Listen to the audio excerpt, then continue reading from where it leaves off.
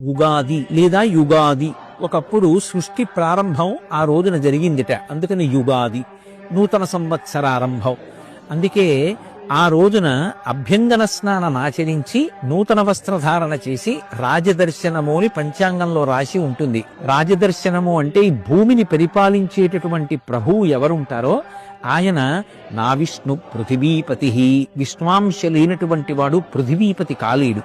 ఇప్పుడు మనం రాజదర్శనం చెయ్యాలి అంటే తేలిక మార్గం, రాజులకు రాజు పరమేశ్వరుడు, రాజశేఖరుడైన. అందుకే రాజన్మత్తమరాళమందగమనాం రాజీవ పత్రేక్షణాం రాజీవ ప్రభవాది దేవ మకుటై రజత్పదాంబోరుహాం రాజీవాజిత పత్రమండిత కుచాం రాజాధిరాజేశ్వరీం శ్రీశైల స్థలవాసినీం భగవతీం శ్రీమాతరం భావయే అంటారు.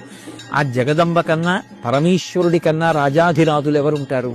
అందుకే చక్కగా ఆ రోజున శివాలయానికి వెళ్ళి మనం పార్వతీ పరమేశ్వరుల యొక్క దర్శనం చెయ్యాలి. ఎందుచేత అంటే జగత పితరౌ వందే పార్వతీ పరమేశ్వరౌ, ఈ జగత్తుకంతటికీ కూడా తల్లిదండ్రులు వాళ్ళు.